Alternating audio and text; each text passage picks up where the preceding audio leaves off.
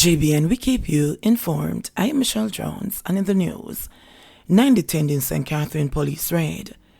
A Sydenham St. Catherine family is accusing the police of unfair treatment following a raid and the detention of 9 people in an operation this morning. The police have denied the claim.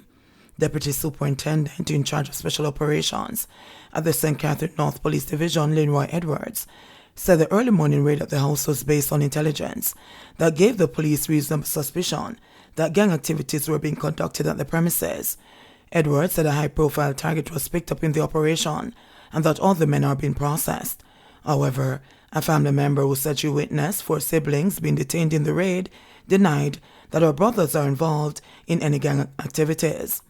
According to the sister, her brothers have been the subject of more than 20 such raids in the past, with nothing illegal being tied to them. She claimed that her brothers are musicians who are also involved in livestock farming. Gang, that's a funny word. Well, when we ask them for the reason for the raid, they can't give us that information, the woman claimed. She continued, they keep coming here over and over, and they can't give us a reason. We live in this community. We can't have friends? And that me want to ask.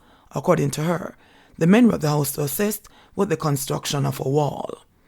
Majority of PEP students placed at preferred schools. Some 87% of students who sat the primary exit profile PEP have been placed in a school of their choice. The remaining 13% have been placed at schools near their primary school or home address.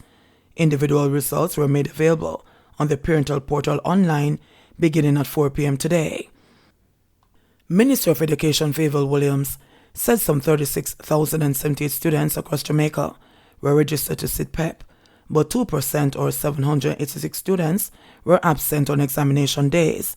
At a press conference to announce the results of the examination this morning, Williams said due to the COVID-19 pandemic, this cohort did not sit the grade 4 or 5 PEP assessments. Further, students only completed 2 or 3 grade 6 assessments, ability test in March, and curriculum-based test in April. Williams said it was difficult to compare the 2022 results to previous years as the sittings were varied.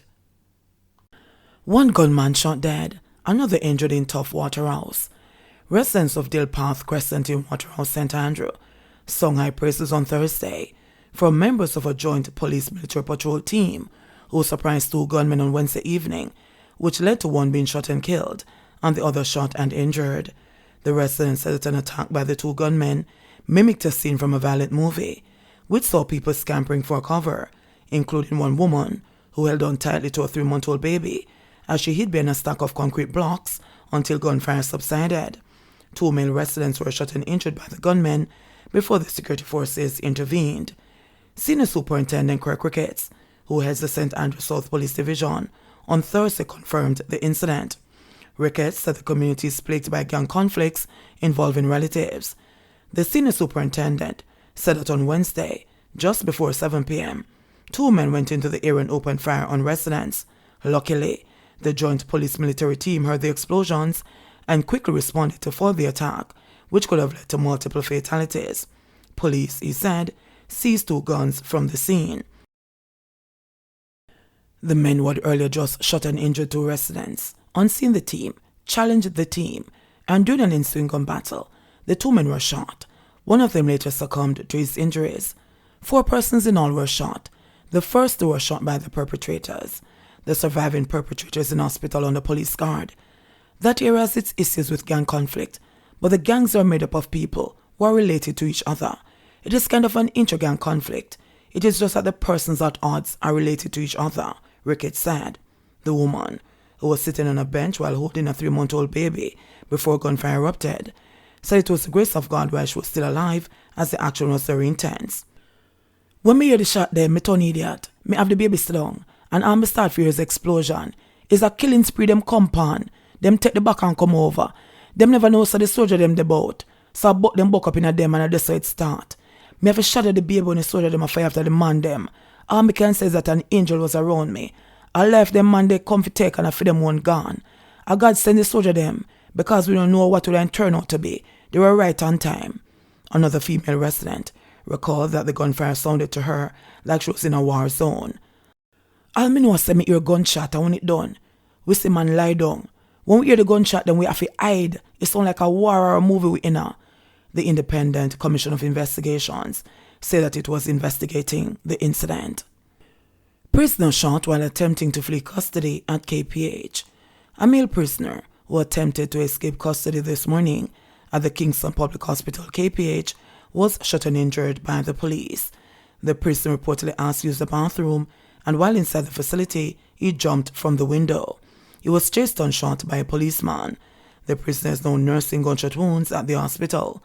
The police's corporate communications unit confirmed the incident. The Independent Commission of Investigations Indicom has been notified of the incident. Portland records another murder.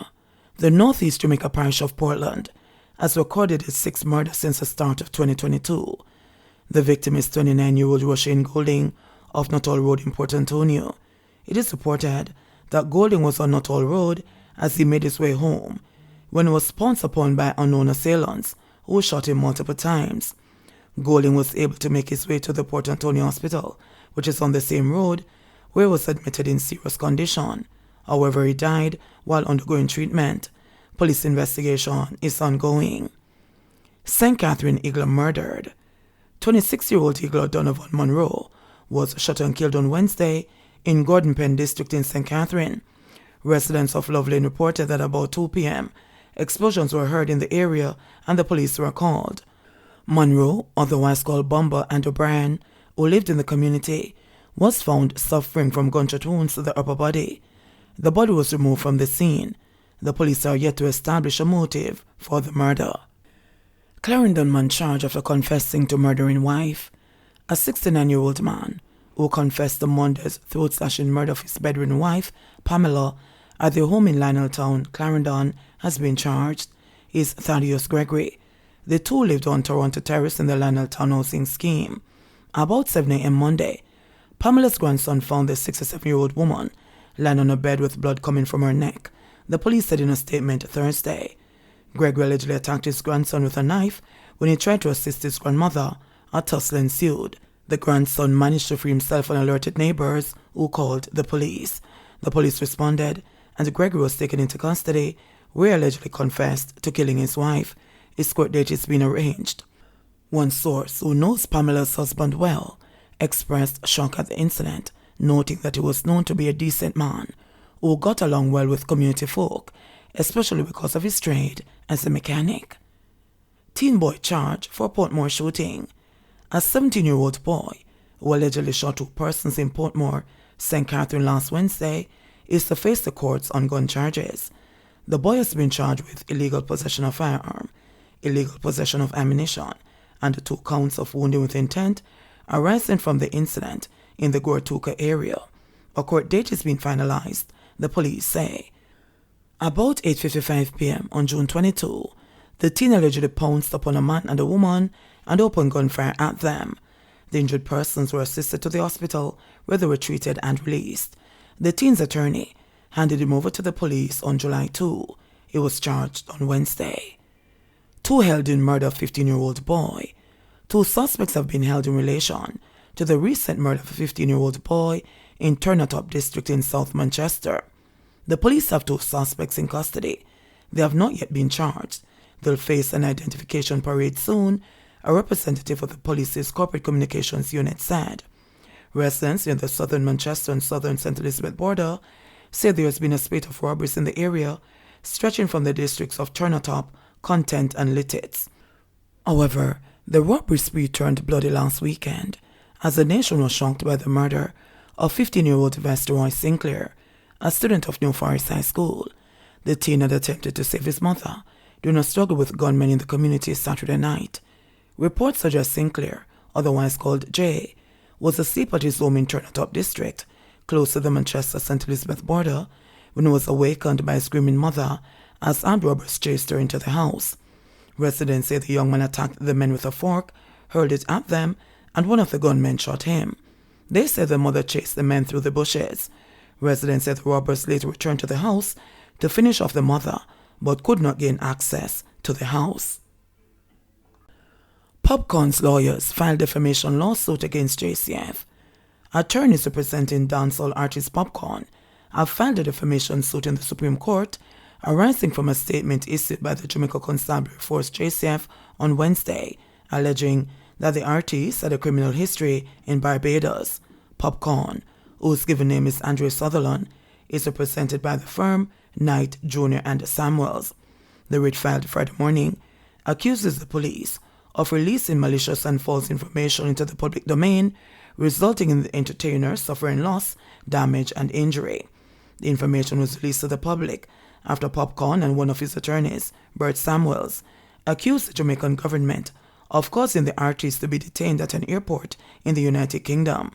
The JCF and the government denied the allegation. However, speaking at a press conference Friday morning, another of Popcaan's attorneys, Bianca Samuels, insisted her client has no criminal history in Barbados. Making reference to a police report from Barbados, which was supposedly in their possession, the lawyer said, it states definitively that Popcaan, Andre Sutherland, has no criminal record in that jurisdiction. Ms. Samuels said it was particularly offensive that the police made reference to a criminal conviction in 2009, adding that no reference whatever should have been made to it, and doing so was itself a criminal offense. The attorneys had demanded an apology from the police, but none was forthcoming. Bert Samuels has said he's confident about the success of the claim, as he argued that Popcaan's constitutional right to privacy was also breached by those who should protect and serve him and us. Popcaan is claiming general damages for defamation, interest, legal costs, and any further relief that the court may deem fit. JBN, we keep you informed. Please remember to subscribe, like, share, leave us a comment, and click the notification bell to receive our daily news items.